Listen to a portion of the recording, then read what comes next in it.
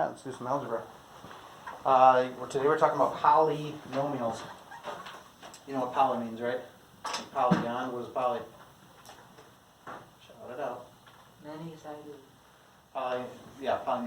Polygon is many sides, so poly is many. Polynomials means really many terms is probably the best way you can think about it. So we have these items, these pieces of vocabulary. Monomial is an expression, an algebraic expression, so you could have constants, you could have variables, that just has one term. So 3x squared is an example of that.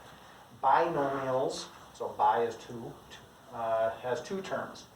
So you're going to have two separate things that are put together with an addition or subtraction, something like that. And then you've got trinomials, so again, three different terms.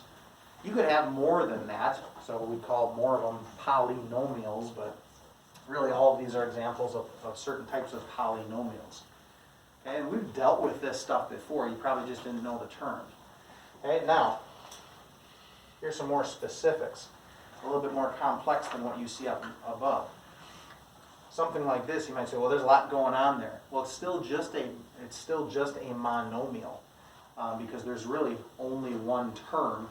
The 9 is being multiplied with the x squared, with the y, it's all together, right? And over here, we're adding or subtracting, I guess, a 5x from it, so now it's two separate terms. That's what makes it a binomial. And over here, not only do we subtract that 5x, but we also added one. Does that make sense? Take a look at those for just a second, make sure we get the idea between a monomial, binomial, and trinomial. And we could keep adding stuff as well. Cool? Good? Alright, so now let's focus just on the monomials here. There's again a kind of the way that we talk about certain things, and for right now it's not a big deal, but we'll get into why we're learning this later. We say that monomials have a certain degree. Okay, I'm going to tell you the degree of this, and then I want you to try to decide if you can figure out how I'm finding the degree. This one has a degree of 3. This one also has a degree of 3. This one has a degree of 1. And this one's got a degree of 0. Based on those examples and the degrees that I put there, can you figure out how I'm finding them, Trevor? The number of undefined variables. Number of undefined variables. It's a good way of putting it. So can you explain that for 9x squared y? If you put x squared, you can just make it x times y instead of x. Yeah, I really do have 2 x's here and 1 y. So altogether I've got 3 variables being multiplied with each other. The degree of a monomial is the sum of the exponents, which is really a different way of saying what you just said. It's adding the x and the y. That's a total of 3. Over here I've got b, b, b. Here I've got just 1 x, and here I don't have any. Make sense? Okay, so looking at that and understanding the degree of the monomial, I'm going to hide the bottom here for a second. What is the degree of this monomial? Noah? I think you're off by 1.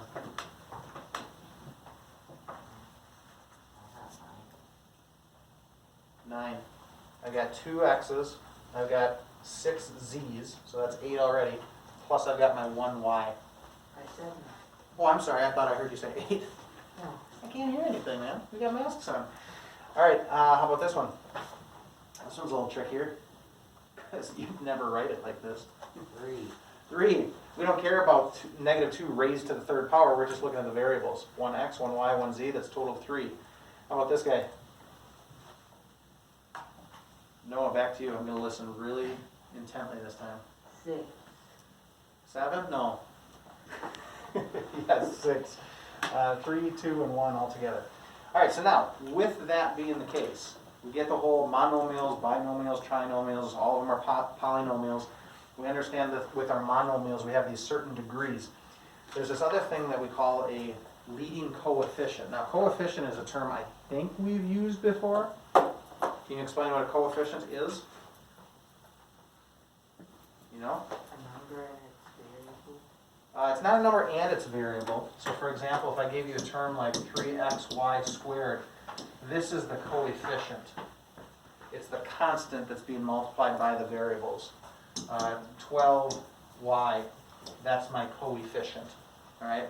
So a leading coefficient is something a little bit different because when we have polynomials, and going back to this, I go, well, is 9 my coefficient, or is 5? Is 1? There's a bunch of them that could be. So which one's supposed to be the one out front? What's the leading coefficient? Well, it's the one that's in the term with the greatest degree. Okay? So if I look at all of these, I'll go back to this again. Let's use this guy as an example. Here's a term. Here's another term. Here's another term. Which one of those, if I separated them out as monomials, which one would have the highest degree? 9. This first term would, because I've got x squared y, right? It's got a degree of 3. So that should be my first term in this sequence. And within that first term, you're right, the coefficient is 9. So we would call 9 the leading coefficient. Now, could I rearrange this and say 1 plus negative 5x plus 9x squared y? You could, but again, it's kind of an improper way of writing a polynomial. You want to have it with the proper leading coefficient, so that term that has the greatest degree to begin with. Okay? So let's rewrite these the way they should be. When I say the way they should be, we call it standard form. In other words, if I'm keying in on this and this, which one of those has the largest degree? Negative 2w to the 4th, right? So that's the one I'm going to put first, and the negative comes with it. So I would rewrite this as negative 2w to the 4th, and then add my 3w squared. That is the proper way to write it. That's the standard way to write it. Okay? How about this one? Which of those 4 terms comes first? Definitely not that guy. Pretty sure it's not that one. It's going to be one of these, right? 3a squared b squared. Yeah, that's got a altogether degree of 4, right? This one's only got a degree of 3. So let's write this one first. That's a positive 3a squared b squared. Then this guy has got a degree of 3 plus 5ab squared. Then this one plus h, I do this thing like I did back when I was in first grade, start writing sideways, minus 1. Yeah, that totally looks normal. Poor planning. Make sense? Okay. And then the last one, write that one on your paper. I'll do the same thing. Let me double check that we've got it.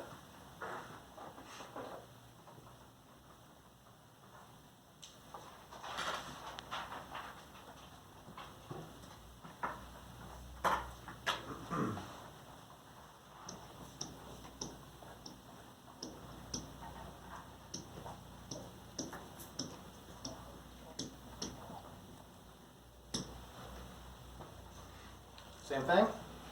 Good, good. All right, question at the bottom.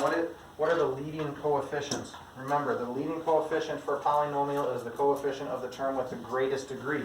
So if we put it in standard form, this one's the greatest degree, so that's my leading coefficient. This one is the term with the greatest degree, so that's my leading coefficient. And over here, negative 5 is my leading coefficient. Make sense? I want to show you that because some people just go, well, what's the largest number? 3. It doesn't matter. Your leading coefficient could be a smaller number because it's really part of that first term. Okay? And the other thing is, you notice this is a negative 2, a negative 5. So don't just say, well, it's 2. If it's got a negative sign that goes with it, make sure that works. All right, so now the last thing I want to do is take a look at a couple of polynomials and see how we can add them and subtract them together. And this is really no different than some of the stuff that you've done before. All you're doing is finding like terms. So if you've got something like an x squared as your variable, and I've got 2 of them, I'm looking for anything else that has an x squared. Hey, here's one. and I can just group those together. Alright, so all together, 2x squared plus 1x squared is going to be a total of 3x squared. And then I look for x's. Any more? Nope, just one of those. And then I look for constants, 8, oh, that's 4, that goes together, so I can put this together as 12. Done. There's only one thing I should double check, because if I just kind of did it the way I did it, I went from left to right, sometimes your monomials that make up that polynomial can get out of order, right? It might not be in standard form. You might get like the x out front here. This one actually ended up in standard form, right? This term has the highest degree of 2. Then this has a degree of 1, and this has a degree of 0. So I've got it written in the correct order. Okay. Try the bottom one. You can do that on paper, and then I'll write it on the board in a second.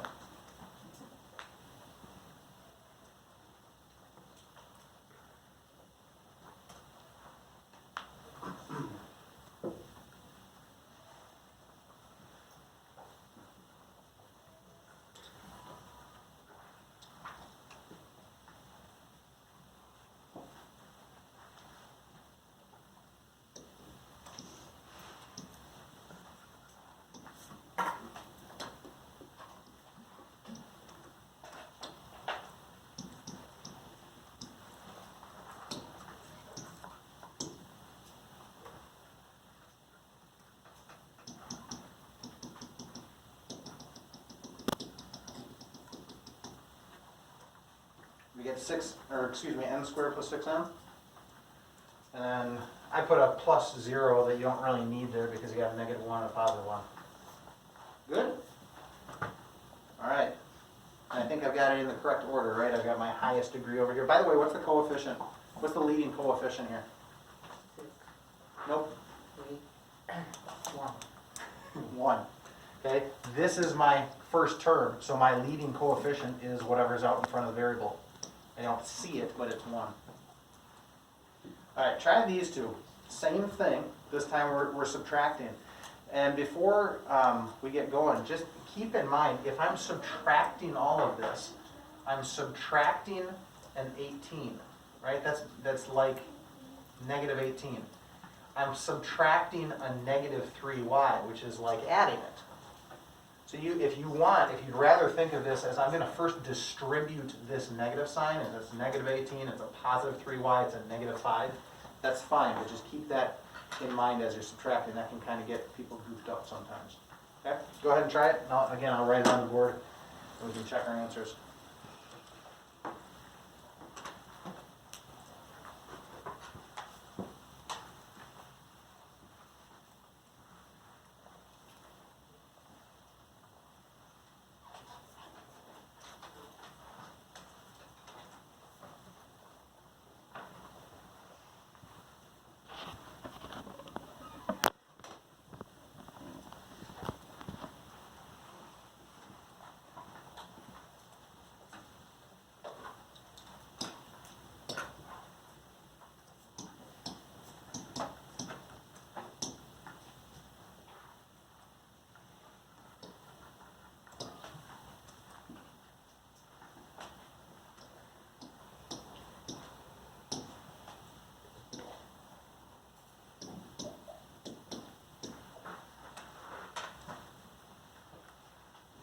Okay, here's what I got. Did you get those same terms? Maybe not in the same order, but did you get those same terms? -6y cubed, a +5, and a -3y squared? What'd you get instead? I got +3y squared. +3. Did I goof it up? I did. You were right, I'm wrong. Took me a lot to admit that just now. I feel like a better man for it. Now we're good? Okay. I wrote it like this because I simply worked from left to right. And so if this was my first term and I looked for similar terms to combine, this was my second one. However, if you get into the hang of it, and normally what I would do is I would start looking for terms in order. And so I go, okay, y cubed is the largest one. I should start looking for y squareds and do that next. That way it's already in standard form, because really what I should do is now look and say, well, that's -6y cubed, my leading term. That should be my second one. And then finally I end with this. And now I've got it in standard form. Okay? Same thing, do the last one on your own, and I'll do the same on the board.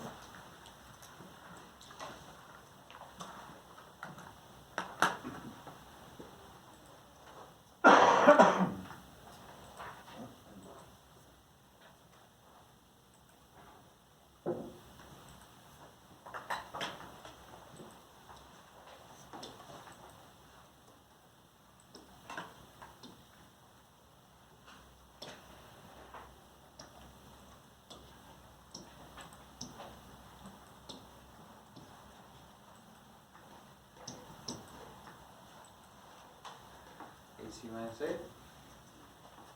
Good. Ah, the negative got you, didn't it? Yeah, I know. It's tricky. I goofed that one up there because of it, and you got this one.